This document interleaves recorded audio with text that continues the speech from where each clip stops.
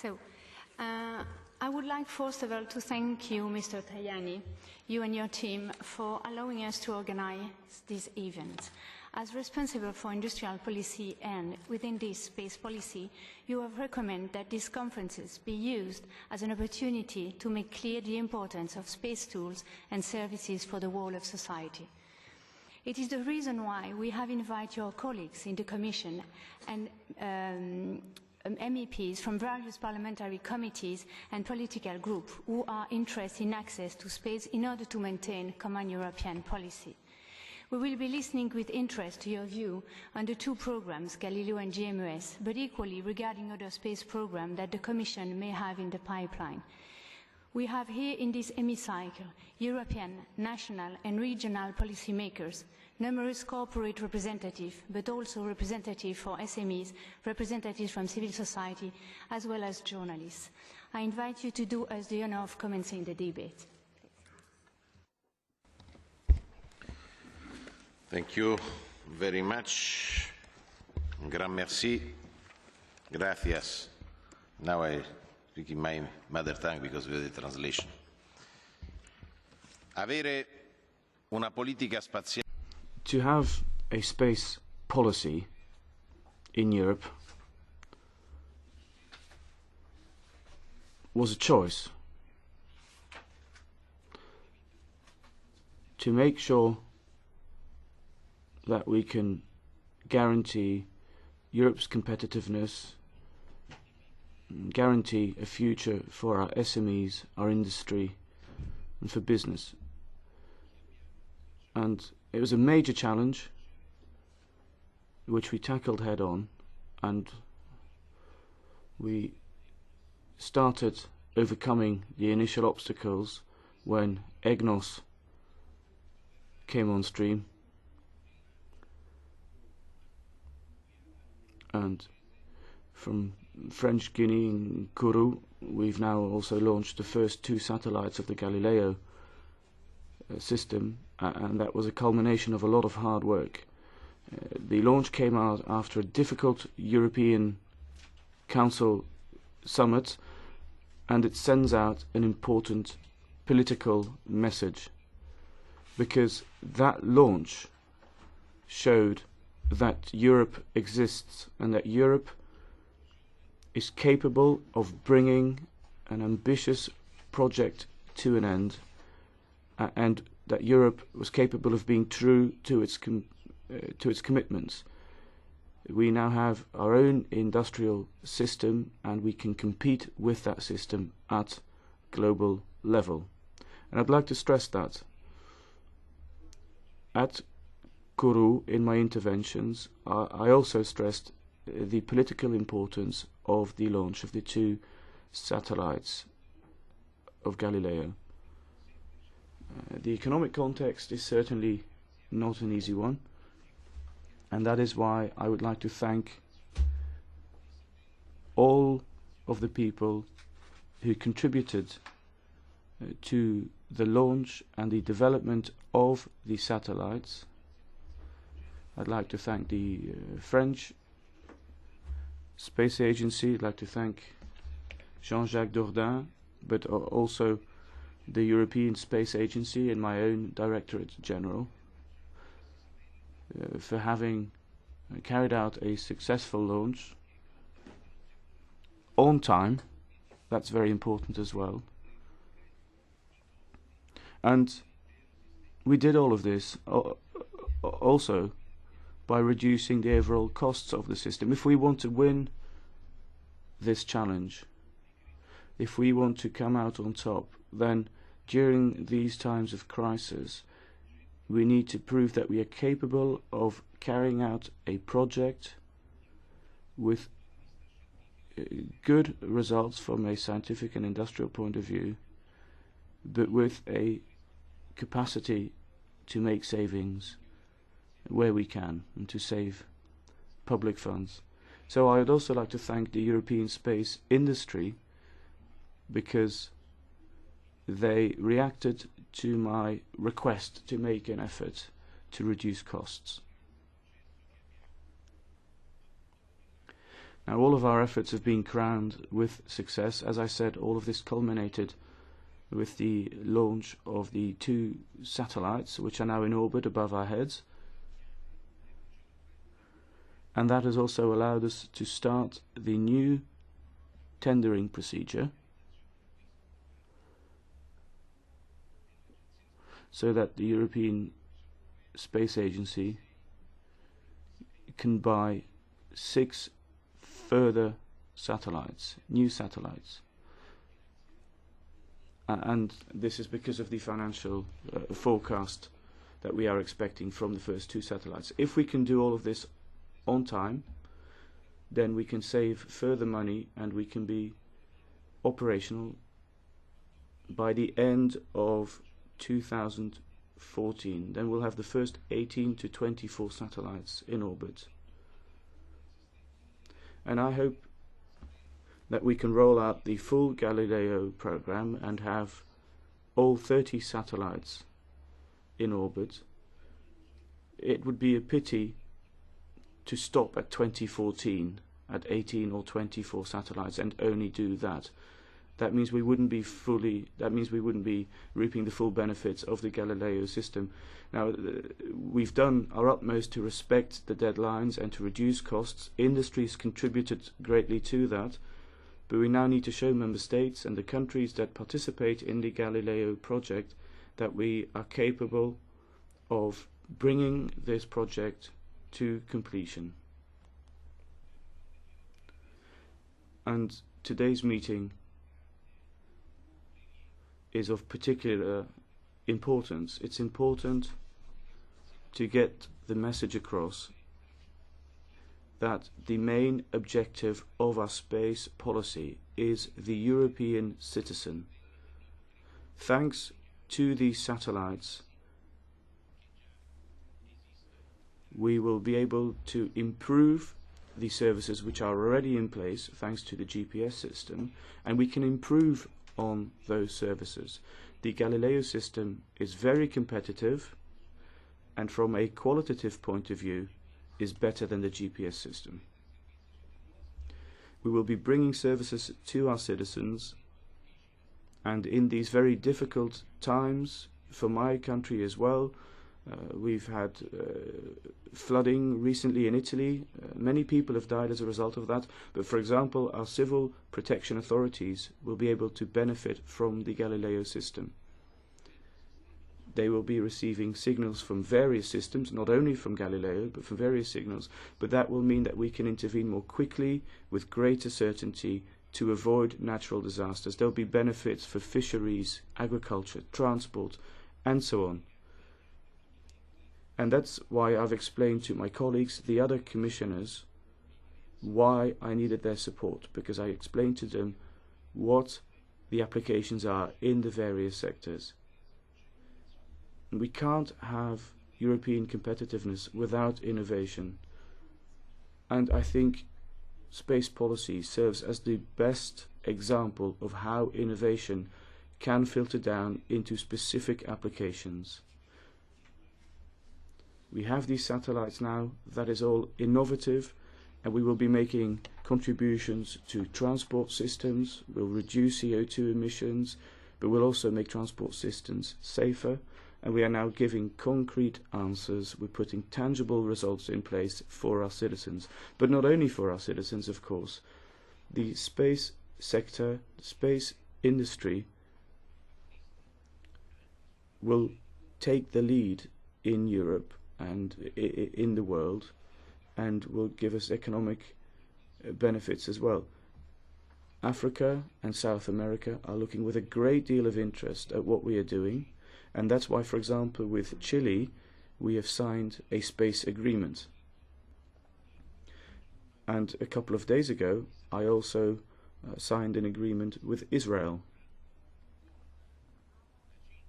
We are now working with China to improve our relations there after the misunderstandings we've had and the tension there's been over the past few years. So even on a political level, we are becoming more competitive. There's a lot more we can now do in Africa as well, thanks to our space policy. And I think it's fair to say that our space policy has an important role to play in Europe, but also in the world.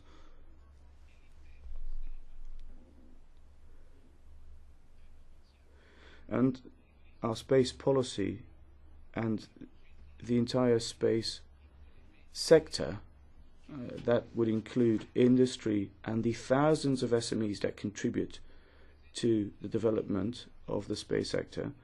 But the space policy and the space sector, therefore, are part of what is, in my view, the third industrial revolution. If we want to get out of this crisis, and if we want to make sure that our citizens can have a different future, we need to get back to the real economy. And we need to make sure that industry and enterprise, industry and business, is at the heart of what we do. Now, the treaty talks about a social market economy, so we will be looking at industry and business driving our markets, but it has to be an instrument which also brings social benefits.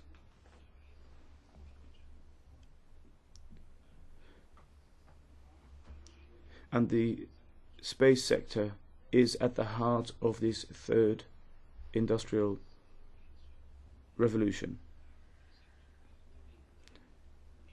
There are other highly innovative sectors which are involved as well, but the space industry is very much at the heart of that.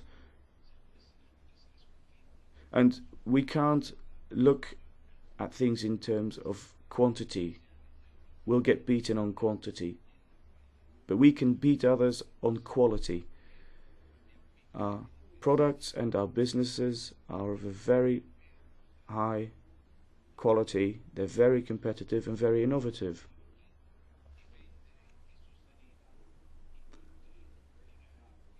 And in all of our tenders, we will be putting quality before quantity. We want competition because it will bring prices down and improve products and services. But that said, we also need to make sure that our various European industries cooperate, and that's happening at the moment. So I think this is a very positive political message for Europe. You can't just conduct space policy by looking at research and development only, or by just looking at technical results. The space sector is of paramount importance to make sure that Europe can be a protagonist in the world.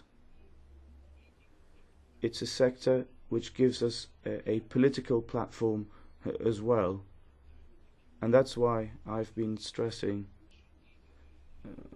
that there are results from a technical point of view and an organizational point of view, but that there are also results on a political level, and we can use space policy as a way of gaining political clout and importance.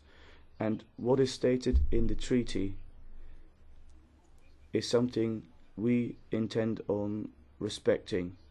During my mandate as the Commissioner responsible for this particular policy, it is my intention to continue along these lines and to make sure that space policy will be an instrument for competitiveness and innovation. I'm convinced that the cultural, industrial and entrepreneurial foundations are there in Europe, are present in Europe, so that we can be true protagonists in this sector.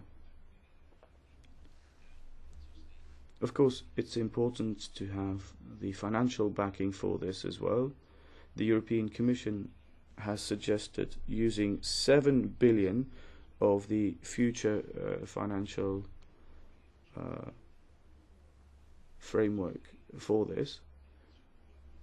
The European Parliament is going to support us in that. I'll continue I'll continue to talk to the Member States and the countries that are part of the European Space Agency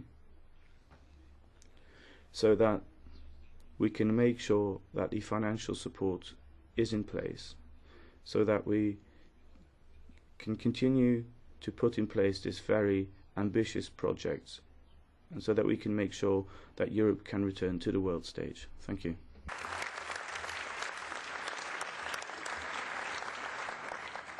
Merci, Monsieur le Commissaire.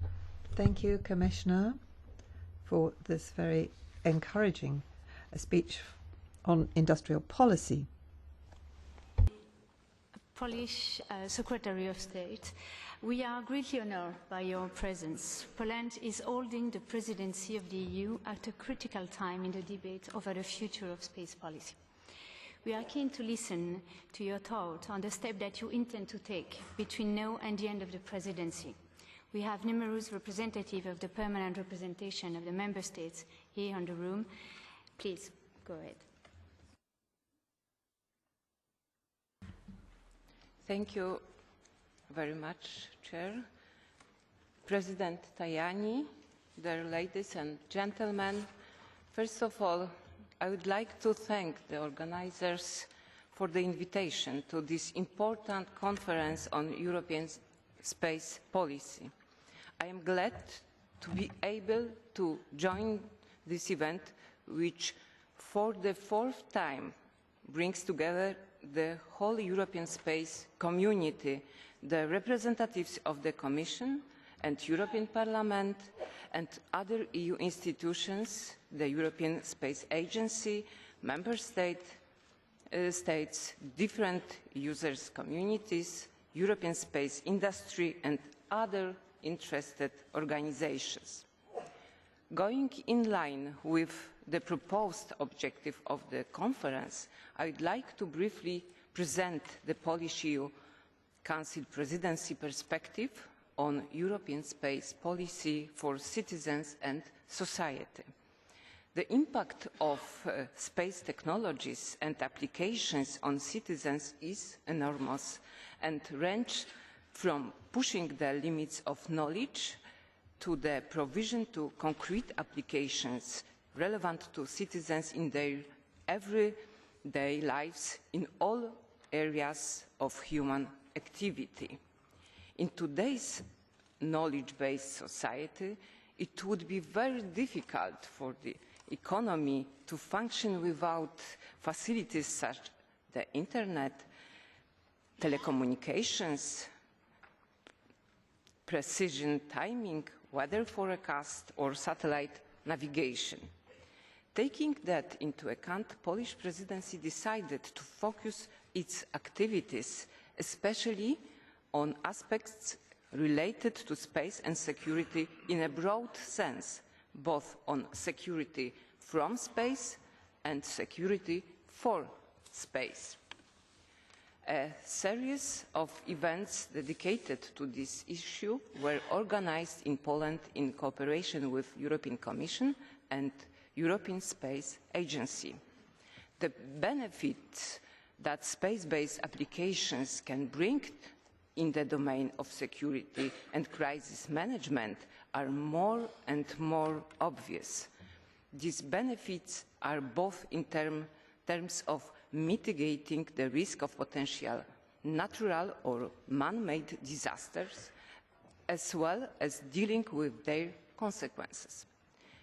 According to this year's OECD report, a recent study in the United States estimated that the benefit of the investment in the public weather forecast and warnings represents annually about $31.5 billion compared to the $5.1 billion cost of generating the information.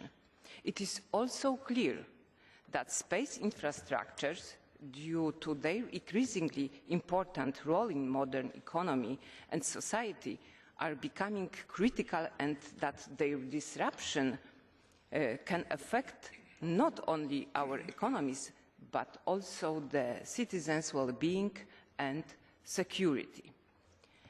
Europe has about 19% of the active satellites in orbit, and these assets must be protected against risk like space weather impact or space debris.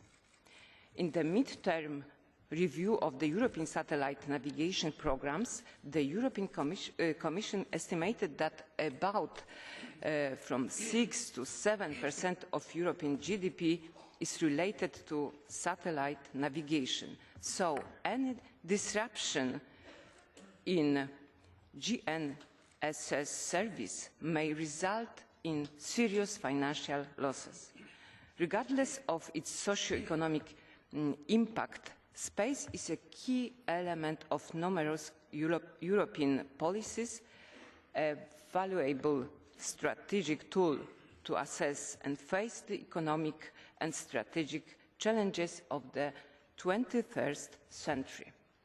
Paraphrasing Francis Bacon, we can say that information is power. Space technologies and application can provide decision makers at European, national and regional level with the information necessary to make better evidence-based decisions. Space-related solutions can be used to improve the management of already existing infrastructures and enable more effective exploitation of available resources.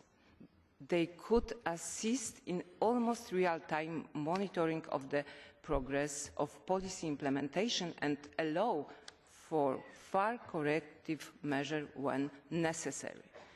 To see some of the areas in which space can bring the most benefit, it is enough to have a look at the topics of the next session of this conference: crisis management, environment, climate change, geospatial planning, transport, agriculture, telecommunication. The list could go on further. Therefore, we believe that the users on all levels should be provided whenever possible with cost-effective new instrument, operational space-based application.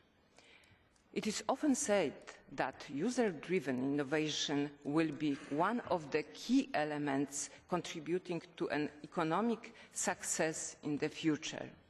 I think that the development of user-driven application might be equally important to the overall success of GMES and Galileo. We should do our best to promote competition and balanced development and involvement of capacities within Europe in order to strengthen the competitiveness of European industry for both its domestic and export markets. In our opinion, space policy should be linked with the cohesion policy and sustainable development of the EU as a whole. The next multi-annual financial framework should seek to balance the development of the new European infrastructure for innovation, including space, with the traditional European infrastructures.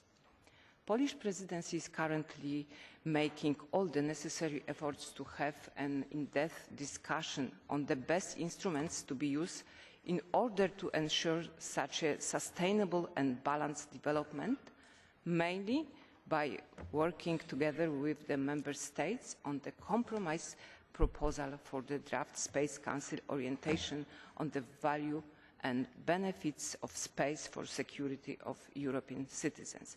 The action of the Polish presidency are driven by conviction that now is the best moment in time to stress the above-mentioned value added of space. I am sure that this kind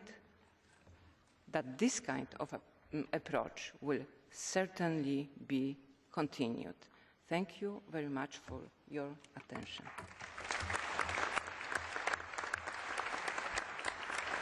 Merci, Madame Enskrimska. Thank you very much, Mr. Dordain, you have the floor. And I'd like to thank you very much for your support and for coming here. We will be hearing from your team in the different sessions. I know you have a lot to say, so you have the floor, sir.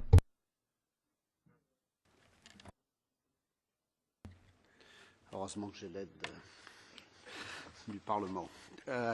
Fortunately, I have the assistance of the Parliament. Very much. I am glad to speak after the Minister of Poland, because if Poland is currently entering the EU presidency, Poland will be also the next member state, the next coming member state of visa. So this is certainly a good sign that we could speak after Poland.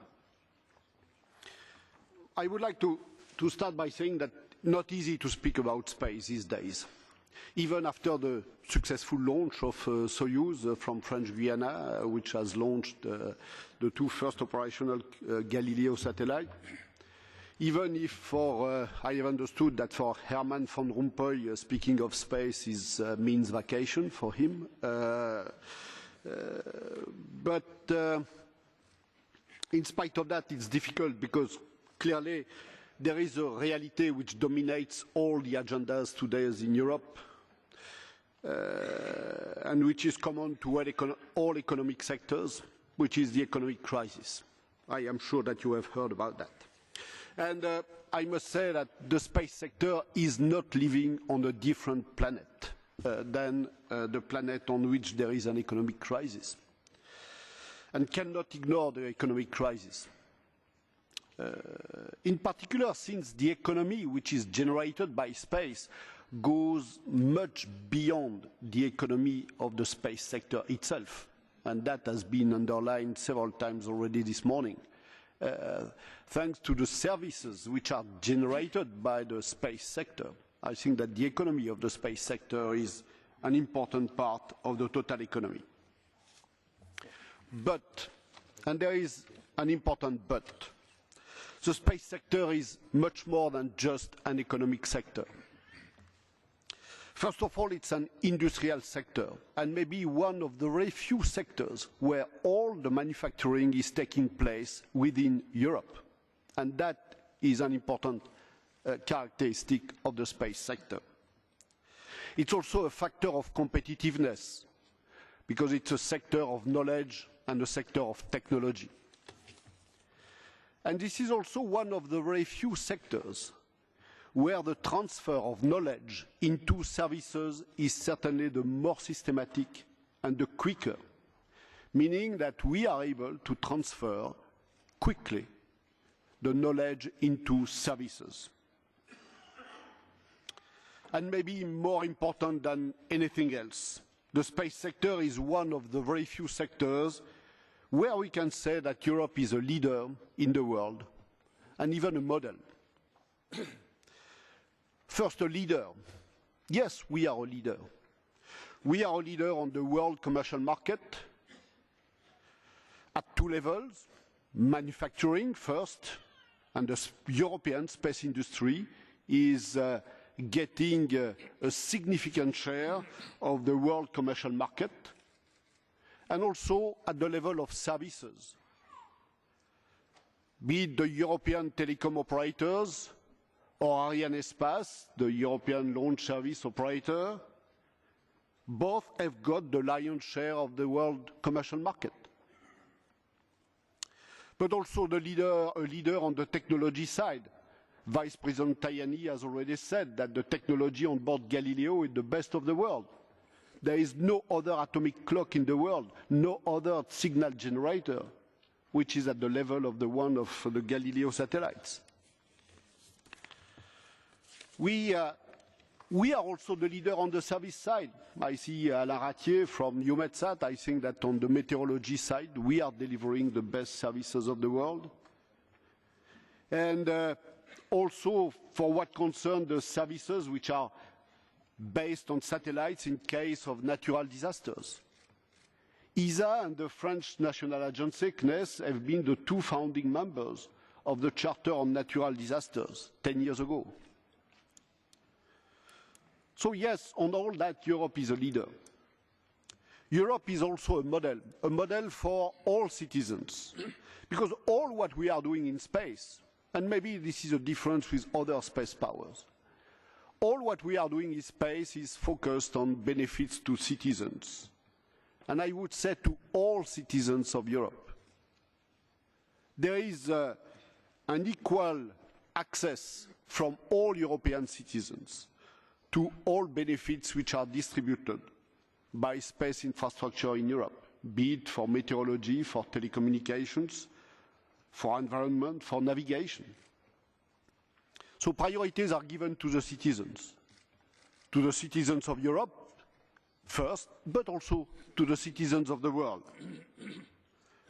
Yesterday, for example, it was the Japanese citizens getting the data from European satellites after the tsunami. Today, it's the Italian citizens after the dramatic floods in the north part of Italy. And by the way, this is the GMES services for disaster response which have been activated after the flood in the north part of Italy. So we are working for citizens.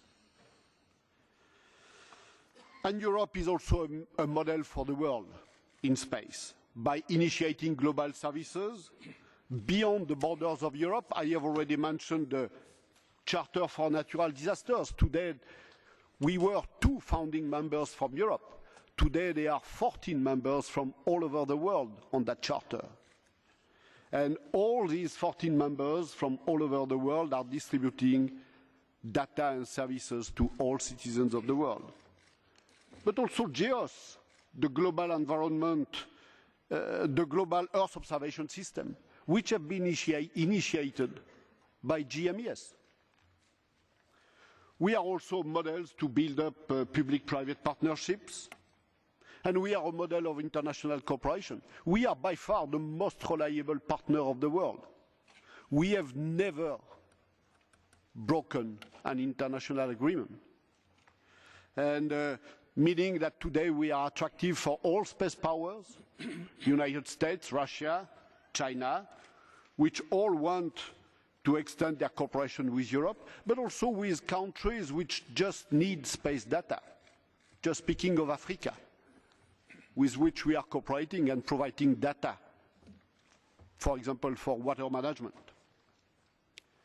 So being a leader and a model makes Europe a special place in the space world.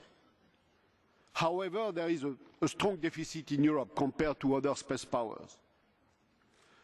This is security and defense. Security and defense is not a driver for space activities in Europe, contrary to all over the world. And I would like to thank the Polish presidency to have organized conferences on these themes of security and defense. So the leadership of Europe has created obligations to citizens of Europe, to citizens of the world. But unfortunately, the deficit of security and defense has made this leadership fragile. And this is the reason why, in spite of the economic crisis, investments must be focused on this sector of excellence and leadership, because this is the only way to consolidate the efficiency of investments on a long period. So investments on the space sector are really the priority. Obviously, I am not objective by saying that.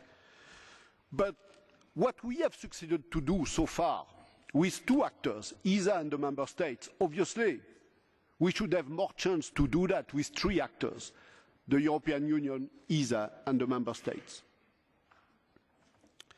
And this is the reason why we cannot miss the 2 next rendezvous that we have in front of us. The first one is the multi-annual financial framework, and the second one is the Council at ministerial level of ESA member states at the end of 2012.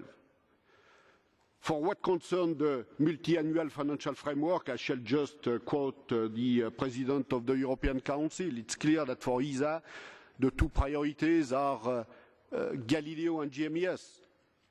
Just because they are not space programs, they are services programs. This is services to the citizens. And this is services which are already useful for the citizens and which have created obligations. And clearly, the current uncertainty on the GMES continuity weakens the overall space edifice in Europe. And we have to work together to make sure that we shall put Galileo and GMES as the two most important priorities for the multi-annual financial framework. For the Council at ministerial level, which is planned in 2012, obviously it will take place at a time of economic crisis, but I would like to recall that the last one in 2008 was already organized at a time of a financial crisis, and that in spite of the financial crisis, the member states of ESA have succeeded to commit more than 10 billion euros in knowledge, competitiveness and services. And we have demonstrated during the last 3 years that we could manage these commitments of member states within their budget constraints. And this was the effort of everyone, industry, member states, and also the executive. Because now I have a plan to decrease the internal cost of ESA by 25% in 2015. So we are taking into account the economic crisis. But the economic crisis is not a good argument, or on the contrary, should be a good argument to put space as a priority for the future investments. Thank you very much.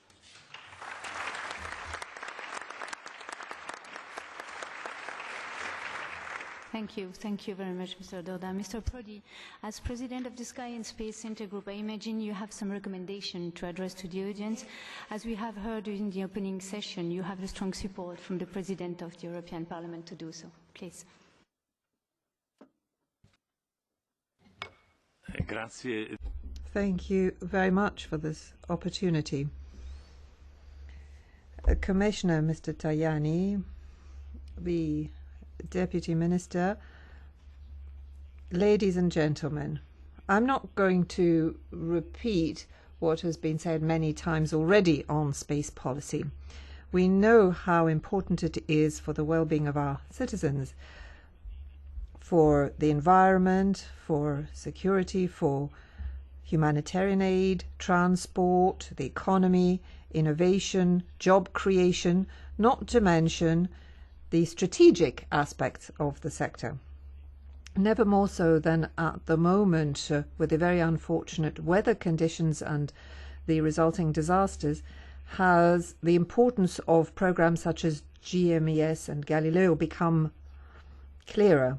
After the publication of the communication towards a space strategy for the European Union that benefits its citizens in April this year, we felt reinforced as regards the position and our ideas and our commitment as legislators.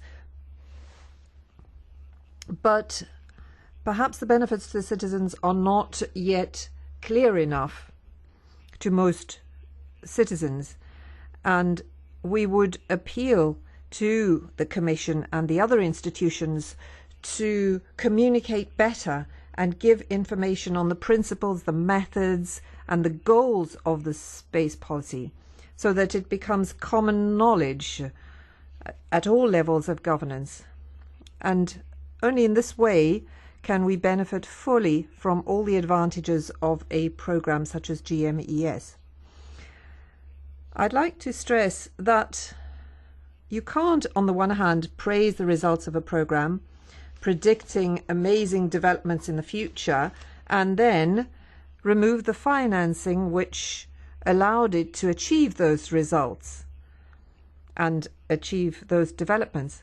And this occurrence led to an immediate reaction by 44 members of the European Parliament, and we wrote to President Barroso and asked him to reconsider the decision to exclude the GMES programme from the multi-annual financial framework. The reply we received was that the exclusion is to ensure the appropriate financing of the programme. Now, I'm not sure, I don't understand. The reply doesn't seem very clear to me. At any rate, many member states are going to be excluded from access to data on the environment and security, which is very important for sustainable development. My view was shared also by national members of parliament in the European Interparliamentary Space Conference, which in their resolution in October in the Bundestag in Berlin, in a letter to President Barroso, they also expressed their concerns as regards the future financing of the programme. We're all very much aware of the serious nature of the economic crisis we're in at the moment, and the fact that we have to identify priorities. But it's in times of need that you have to have the courage to invest in your future. The Commission recognizes that in the sector of radio navigation, satellite radio navigation, the markets for the applications are very much in demand, and annual world turnover is 240 billion euros expected for 2020, with tremendous economic and social spin-offs amounting to 60 to 90 billion euros. GMES also provides benefits that are not quantifiable, but let's look at what the damage costs as a result of the absence of monitoring structures, being able to control territories and the environment.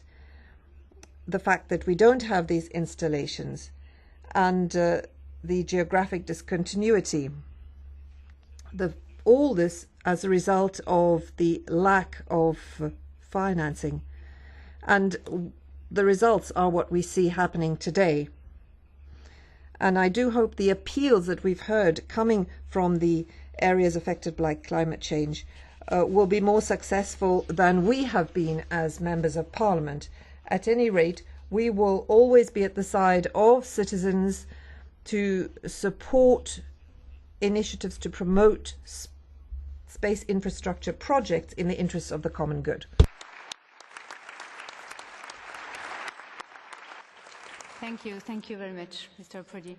Mr. Dudok, you will now be addressing us on behalf of the European space industry after having heard all the different and clear messages from the European policy makers. We will listen with great attention to your analysis of the expectation and suggestion that the industry would like to make known to the European decision makers. Thank you.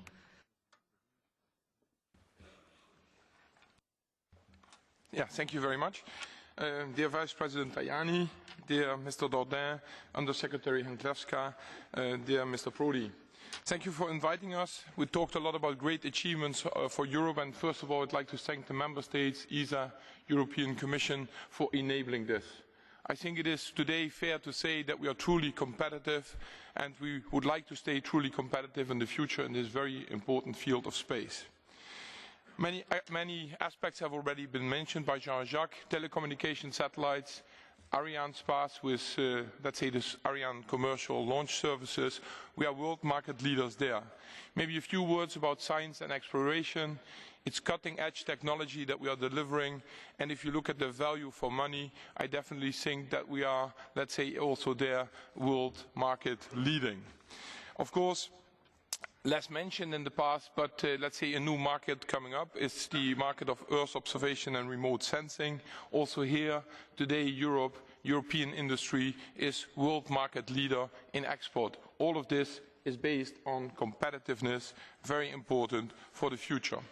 Of course, with Galileo, it took a little while, but with EGNOS and now the first Galileo satellites operational, they are doing well in orbit. Everything is on green, so that's good news.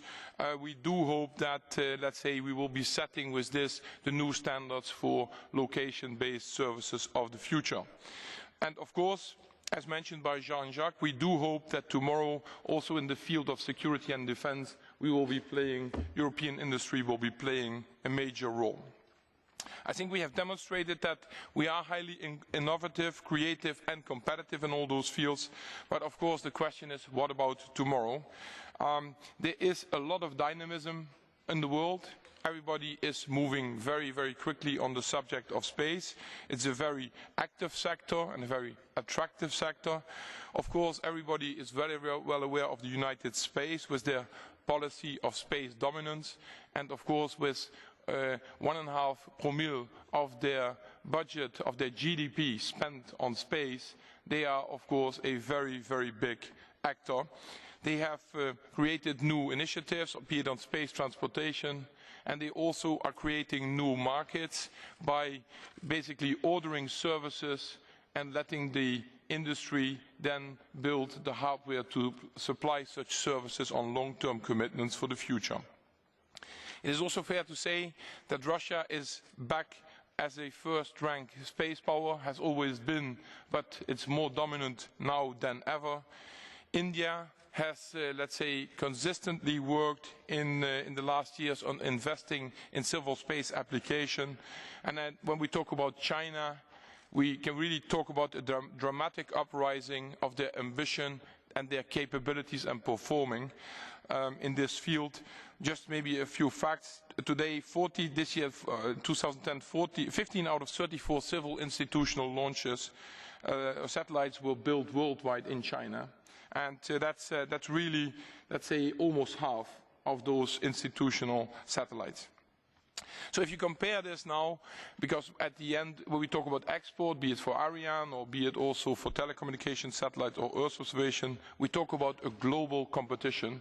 And with those, let's say, ambitions in the other nations, we have to see how we stay at a very strong position today.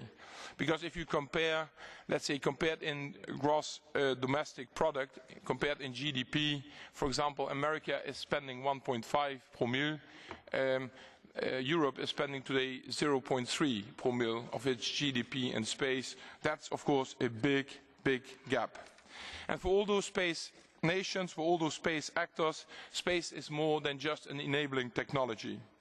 It is one of their major elements, a major stake to keep autonomy and sovereignty for the implementation of their public policies.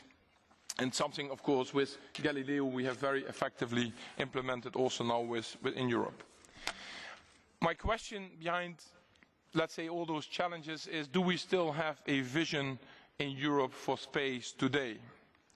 And let's say if you look at space transportation as one example, we know about all the problems that we have every, let's say, 3 to 4 years in the Ministers' Conference to talk about Ariane. But let's say where Ariane maybe 15 years ago was the European success story. Today, let's say, the financing of Ariane is 80% based on a commercial market approach, where, let's say, this model where 80% of the cost, 80% of the burden of this or not autonomy is paid by the commercial market. We think that this system is at its limit, and we have to find a new model, a new strategy for this in the future. On space telecommunications, it is clear that we have a growing technological gap, and although the roadmaps are available to basically cover this gap, this, let's say, is definitely endangering competitiveness of industry in the future. Talking about vision, I am very happy to hear about, let's say, all the very supportive statements of GMES. But of course, today, our understanding is, after having invested more than €3 billion in GMES so far, we feel very uncomfortable with GMES being only an optional program in the framework, financial framework of the European Union. And of course, let's say, GMES was not decided, as we all know, just for fun. It is supporting crucial public policy objectives, and when we talked about Japan or India or Italy just now, it is clear that this is what it is all about. But space needs reliable partners and long-term commitments.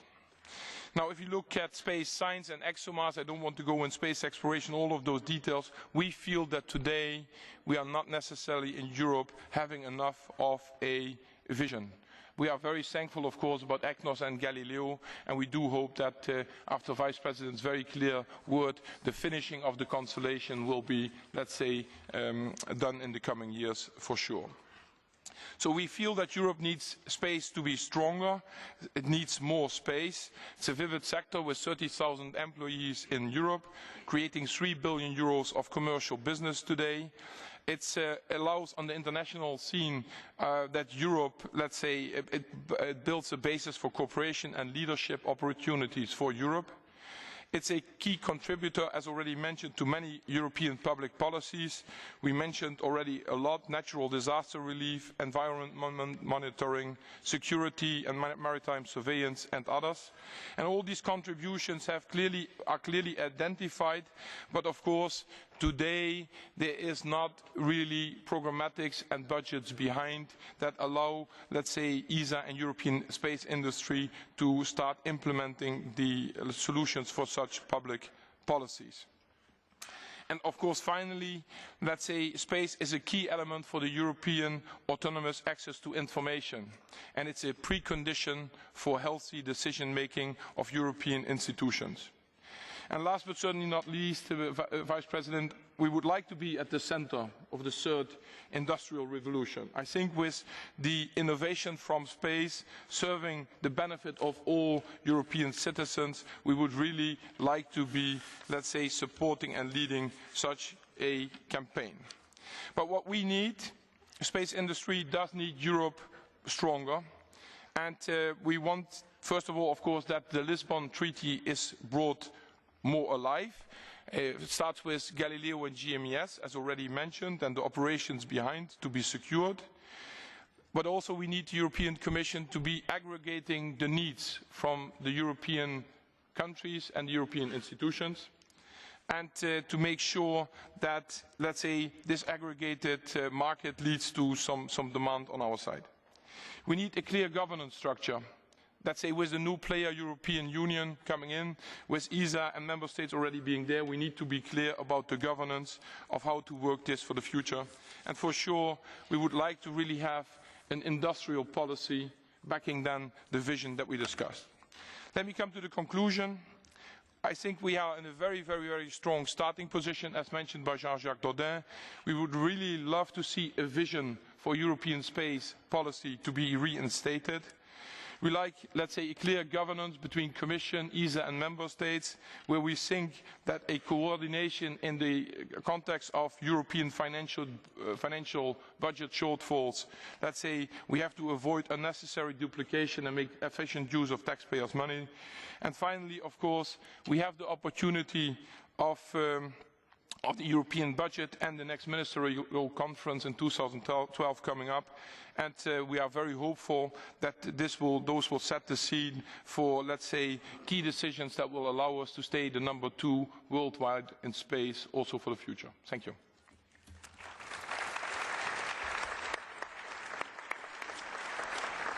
Thank you, Mr. Dudok. Mr. Tajani, I will give you the honor to conclude in 1 minute, please. Grazie mille. Thank you very much. It's not always possible to find a lot of people agreeing and singing from the same hymn sheet, but this time around, the European Commission, the Council, the European Parliament, and everyone who's spoken seems to agree, and I would thank Mr. Prodi for hosting this event for us. Let me just conclude by saying that soon the Commission will adopt a communication,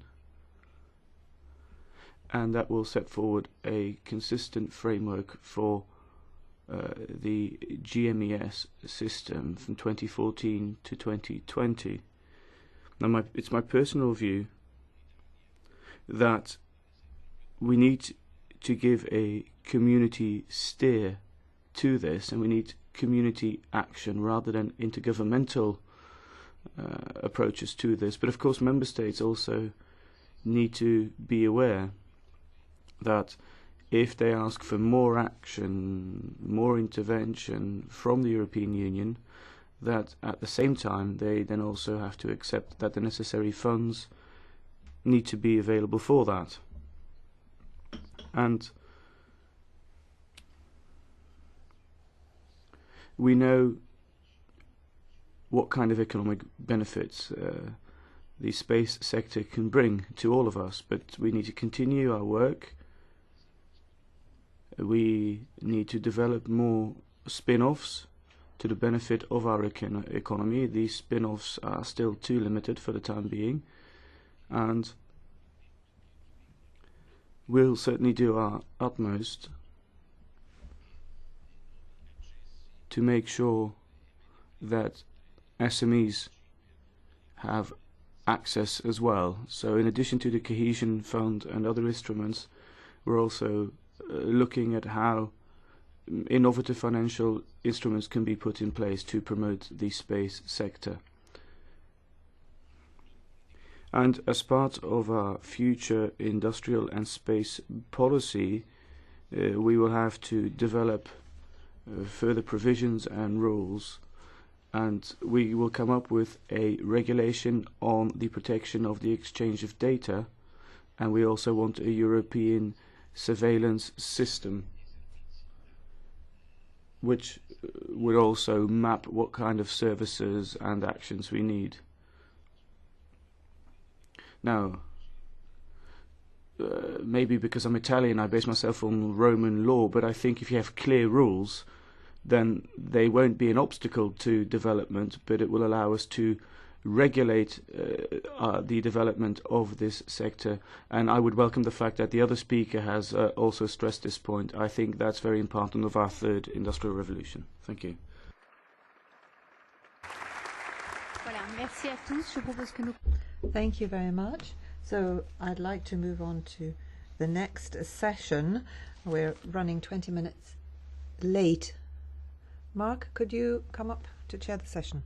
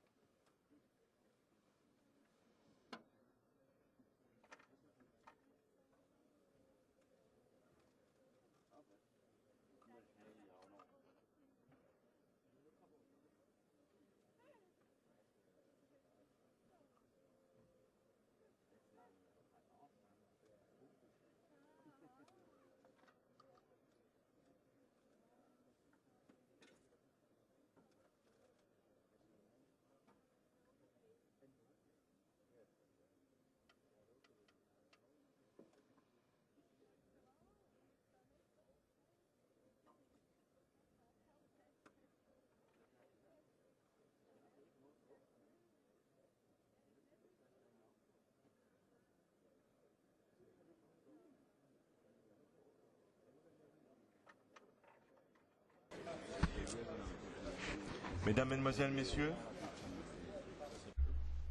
Ladies and gentlemen,